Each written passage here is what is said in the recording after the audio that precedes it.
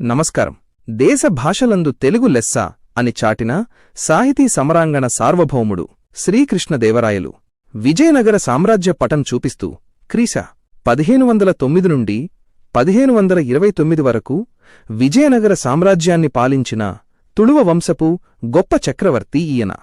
యుద్ధ దృశ్యాలు, విజయస్తంభాల ఫోటోలు, రాయల పాలనలో సామ్రాజ్యం అత్యున్నత శిఖరాలను చేరుకుంది. గోల్కొండ సుల్తానులపై, గజపతులపై విజయాలు సాధించి సామ్రాజ్యాన్ని సువిశాలం చేశారు. సైనిక పాటవంలో, వ్యూహరచనలో ఆయనకు సాటిలేరు. భువన విజయం సభ, అష్టదిగ్గజాల ఫోటోలు, సాహిత్య ప్రియుడిగా, స్వయంగా కవిగా, ఆంధ్రభోజుడుగా కీర్తి పొందారు. ఆయన ఆస్థానంలో అల్లసాని పెద్దన వంటి 8 మంది దిగ్గజ కవులు అష్టదిగ్గజాలుగా వెలిగారు. స్వయంగా ఆముక్తమాల్యద అనే గొప్ప కావ్యాన్ని రచించారు. హేమకూట పర్వతం, హంపి ఆలయాల దృశ్యాలు, ప్రజారంజక పాలన, ఆర్థిక సంస్కరణలతో విజయనగరం స్వర్ణయుగాన్ని చూసింది.